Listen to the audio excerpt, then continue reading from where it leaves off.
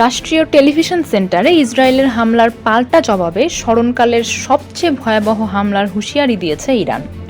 তাদের দাবি, গত 5 দিনে ইসরায়েলের ভূখণ্ড লক্ষ্য করে ছোড়া হয়েছে প্রায় 350টিরও বেশি মিসাইল।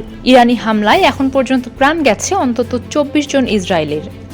সোমবার রাতভর বিস্ফোরণে কাঁপে ইসরায়েলের রাজধানী তেল আবিব ও আশপাশের শহরগুলো। মঙ্গলবার সকালেও থেমে থাকেনি মিসাইল বৃষ্টি। এদিকে তেহরানেও আগ্রাসী আক্রমণ অব্যাহত রেখেছে নেতানিয়াহু বাহিনী। পাল্টা আগ্রাসনে কেঁপে উঠছে তেহরান সহ ইরানের বিভিন্ন অঞ্চল। আইআরআইবি চ্যানেলে ইসরায়েলি হামলায় নিহত হয়েছেন অন্তত 3 জন গণমাধ্যম কর্মী। ইসরায়েলের আকস্মিক ও আগ্রাসী আক্রমণের জবাবে পাল্টা অভিযানে ইসরায়েলে 380টি মিসাইল ছোড়ার দাবি খামেনি প্রশাসনের। বেশ ক্ষয়ক্ষতির কথা নিশ্চিত করেছে বিভিন্ন ইসরায়েলি গণমাধ্যম। পাল্টা হামলায় আরও ভয়াবহ রূপ নিচ্ছে ইরান ইসরায়েল সংঘাত। সোমবার ইরানের রাষ্ট্রীয় টেলিভিশন সেন্টারে হামলার পর সেই উত্তেজনা আরও তীব্র হয়েছে।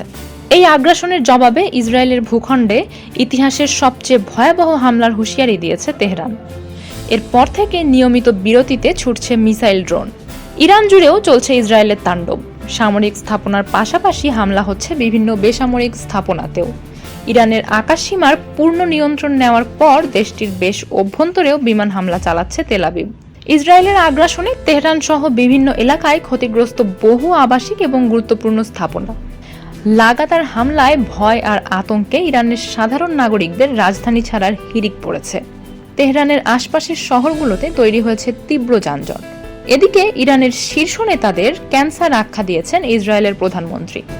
তিনি বলেন, তারা ক্যান্সারের মতো। আপনি যদি জানতে পারেন ক্যান্সারের কারণে আপনাকে মরতে হবে, অবশ্যই আপনি সেই ক্যান্সার দূর করার পদক্ষেপ নেবেন, চিকিৎসা করাবেন। দুপক্ষের হামলা পাল্টা হামলায় সময়ের সাথে পাল্লা দিয়ে বাড়ছে হতাহতের ঘটনা।